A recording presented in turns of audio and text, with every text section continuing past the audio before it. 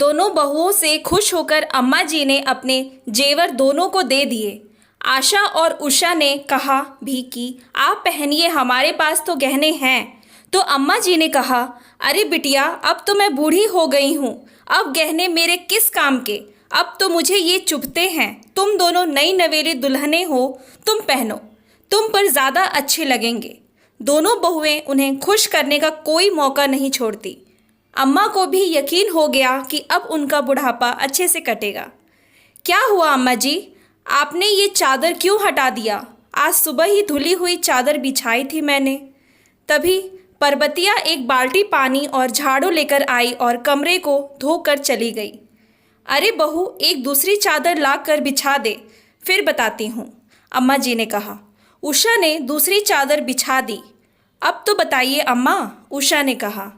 ननकू का बेटा मेरे कमरे में घुस आया था और उसकी गेंद मेरे पलंग पर आ गिरी, इसीलिए कमरे की सफाई कर इसे शुद्ध करवाया।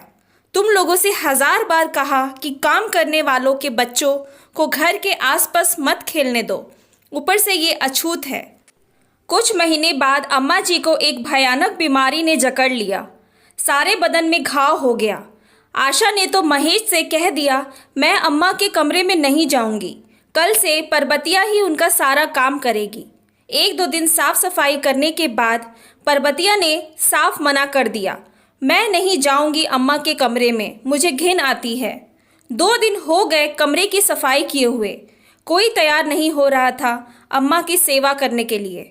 अम्मा आशा बहू उषा बहू के रट लगाए रहती, लेकिन कोई न कोई बहाना बनाकर दोनों उनको टाल देती। उषा ने बड़ी बहू आशा से कहा, दीदी, अब मुझसे अम्मा जी का कमरा साफ नहीं किया जाता, कितनी बदबू आती है। हाँ छोटी, तू ठीक कहती है, मैं सोच रही थी क्यों ना ये बात रधिया को कहा जाए, वो बूढ़ों की सेवा करने के लिए ललायत रहती है, आशा ने कहा। दीदी, पर अम्मा जी मानेंगी, वो तो नीचे जात का छुआ पानी भी नहीं पीती, उषा ने कहा। खूब मानेंगी, आशा ने कुटिल मुस्कान छेड़ते हुए कहा। रधिया तलाकशुदा थी और बिल्कुल अकेली थी, लोगों के घर काम कर अपना गुजारा करती थी। दूसरे दिन दोनों बहुओं ने अम्मा जी के लंबी उम्र की कुशलता हेतु तीर्थ यात्रा के नाम पर निकलीं और अपने मायके पहुंच गईं। 1-2 महीने ठाठ से गुजारी। इधर दूसरे दिन रधिया अम्मा के कमरे में गई। उसे देख अम्मा चिल्लाई, तू यहाँ? हाँ अम्मा जी, आपकी सेवा करने आई हूँ। मगर मेरी बहुएं? जी, उन्हीं ने मुझे ये पुण्य का काम दिया है। आप तो हमारे लिए भगवान के समान हैं, आपकी सेवा से हमें पुण्य ही मिलेगा। रधिया ने अम्मा जी के कमरे में जाकर मल मूत्र को साफ कर पूरे कमरे की सफाई की, उनके घाव धोने, मरहम पट्टी किया। जो कमरा बदबूदार था अब वो फिनाइल की खुशबू से भर गया। आज अम्मा जी को सारे रिश्तों की असलियत पता चल गई थी। आंखों में आंसू भरे एकटक रधिया को देखे जा रही थी।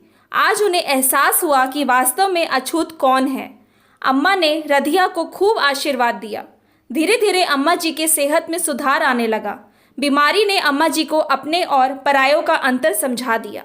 अम्मा जी के ठीक होने की खबर सुनते ही दोनों बहुएं मायके से वापस आ गईं और अम्मा जी से कहा, भगवान ने हमारी प्रार्थना सुन ली और देखिए आप बिल्कुल ठीक हो गईं। हमने आपकी सेहत में सुधार हेतु कितने मंदिरों में भगवान से प्रार्थना की, बहुत दान पुण्य किया और देखिए हमारी प्रार्थना रंग लाई और आप बिल्कुल स्वस्थ हो गईं। तभी वहाँ रधिया आई और अम्मा जी के कमरे की सफाई कर उनके लिए खाना बनाने लगी। अरे तू यहाँ क्या कर रही है?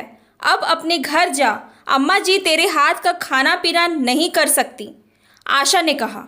हाँ हाँ, दीदी ने सही कहा, उषा ने आशा की हाँ में हाँ मिलाई। बहू, जब तुम दोनों मुझे छोड़कर मेरी लंबी और स्वस्थ होने की कामना करने अपने मायके गई थी ना, तब इसी ने मेरी सेवा की, मेरे खाने पीने का ध्यान रखा। आज अगर मैं स्वस्थ हूँ और जीवित हूँ तो सिर्फ रधिया की बदौलत। मैं ही पागल थी जो ऊंच नीच का रोग लगाए बैठी थी, लेकिन अब मेरा पापी मन भी पावन हो गया है। आज से रधिया ही मेरी देखभाल करेगी और मेरी सारी जायदाद की वारिस भी यही होगी। मैंने इसे गोद ले लिया है। आशा और उषा, बहू तुम दोनों मुझसे कह रही थी ना कि तुम्हारे पास गहने हैं, तो मैंने जो तुम दोनों को गहने दिए थे वो तुम रधिया बेटी को दे दो। देखो इसकी कलाई, गला, कान सब सूना पड़ा है, अम्मा जी ने कहा। अंतिम बात सुनते ही दोनों बहुएं चक्कर खाकर गिर पड़ीं। दोस्तों, व्यक्ति कर्म से महान होता है, जन्म या जात पात से नहीं। इसीलिए हमें अच्छे कर्म करने चाहिए। Thanks for watching. Please like and subscribe my channel.